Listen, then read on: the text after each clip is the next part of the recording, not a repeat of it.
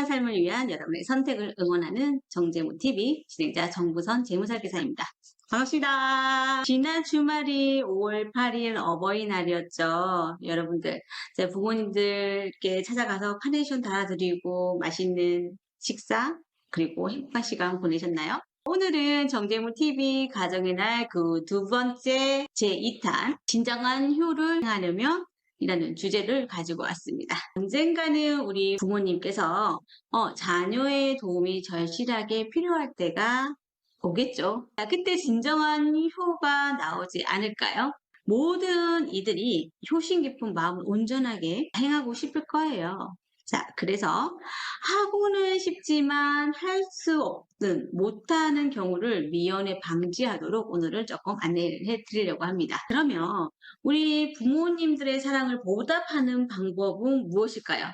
언제나 든든하게 우리 곁에 항상 존재해 주실 것만 같았던 우리 부모님. 어느 순간 아버지와 어머니가요, 한 남자, 한 여자. 그리고 모든 것을 다 해결해 줄 수 있는 슈퍼맨과 슈퍼우먼이셨는데 평범한 한 인간으로서 보여질 때가 있더라고요. 그리고 점점 내가 도움을 항상 받아오다가 도움을 이제 드려야 하는 게 필요한 존재가 되는 순간이 오더라고요. 이렇게 연로하신 어머니와 아버지께서 이제 최신 휴대폰 딱 오면 어떻게 되죠? 그래서 한 3번, 4번 이렇게 설명을 드려요. 그런데 솔직히 쉽지 않잖아요. 네. 그래서 저도 마찬가지로 이런 적이 있어서 조금 마음이 그래요. 아유, 그냥 해드릴게요. 배우지 마세요. 힘들어요. 그래서. 자, 그런데 우리 아이 처음 어렸을 때 기억나세요? 그리고 처음 글자 배울 때 3번이나 4번 정도로 가르쳐주니까 통달하던가요? 아니죠. 수십 번, 수백 번, 수천 번 계속적으로 반복 했을 거예요. 이제 그 마음처럼 해야 되는데 참 그게 쉽지가 않은 일인 것 같아요. 표를 행한다는 것 자체는 쉬울 수도 있지만 한없이 어려운 부분이지 않을까 그렇게 생각이 듭니다.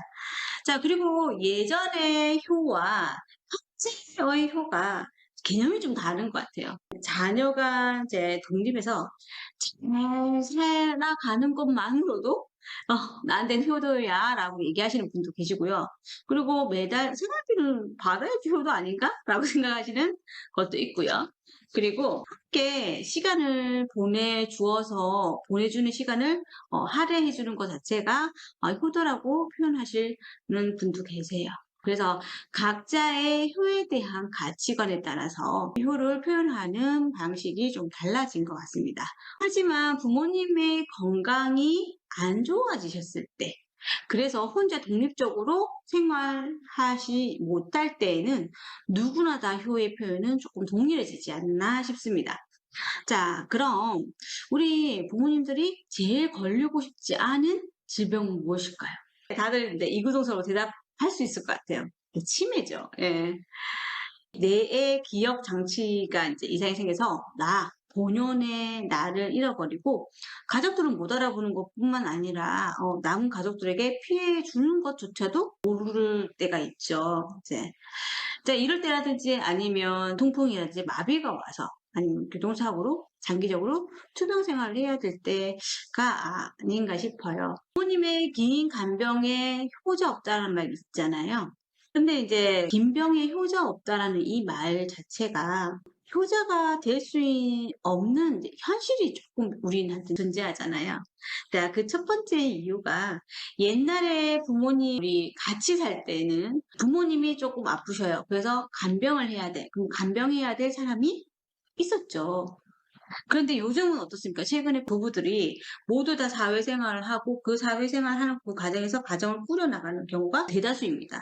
그렇다 보니까 부모님이 간병을 해야 할 사람이 존재하지 않는 부분이 생긴 게 현실인 거죠. 두 번째 이유는 부모님 치료비를 함께 감당할 수 있는 형제 자매들의 수가 너무 작아진 거예요. 이렇게 부모님의 긴 간병 기간에 효를 잘 할 수 있도록 그러면 어떤 준비를 조금 해놓으시는 게 좋겠죠.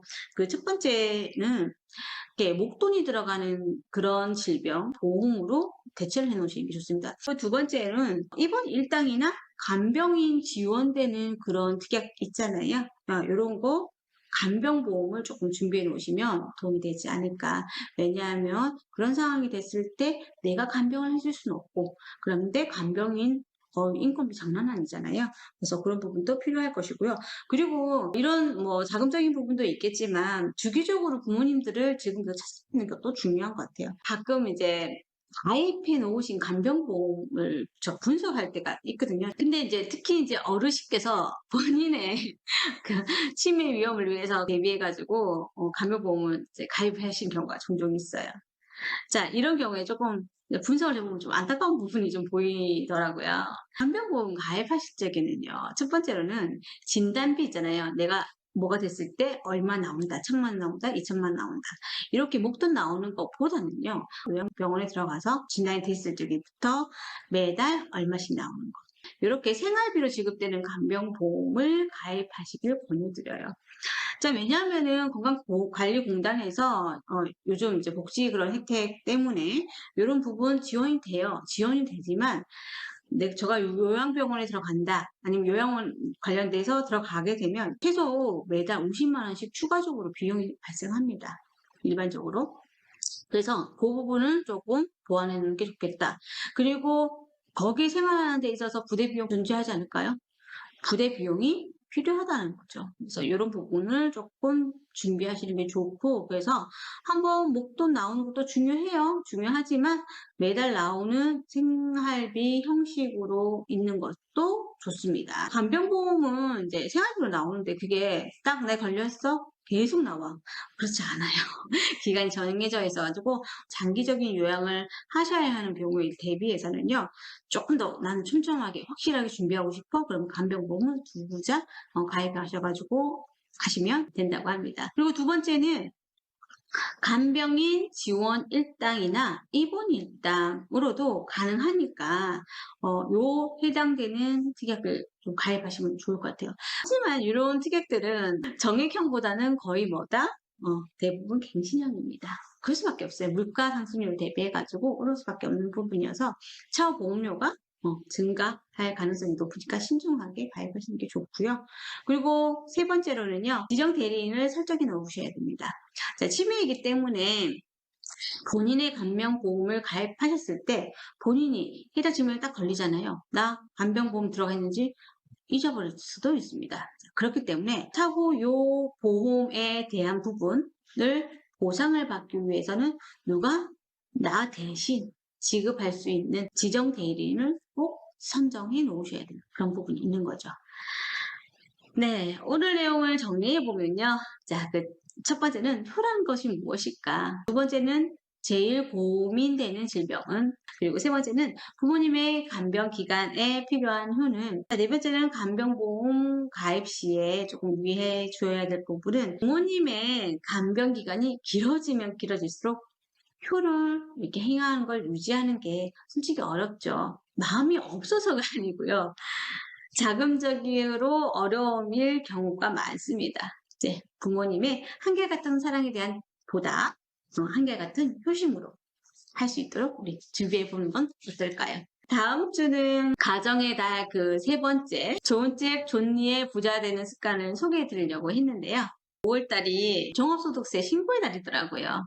행복한 가게 솔루션 제3주 3차는 회계 관련 내용으로요. 종합소득세 잘 신고하기로 대체해서 진행을 하고자 합니다. 코로나 시대에 이제 힘들었던 소상공인 사장님들, 이 어려움을 극복하는데 조금이나마 도움이 되는 내용을 준비했으니까요. 많은 관심 부탁드립니다. 구독과 좋아요 그리고 공유는 우리의 행복함을 전파하는 일입니다. 자, 세상이 모두 행복해지는 그 순간까지 정재무TV는 계속됩니다.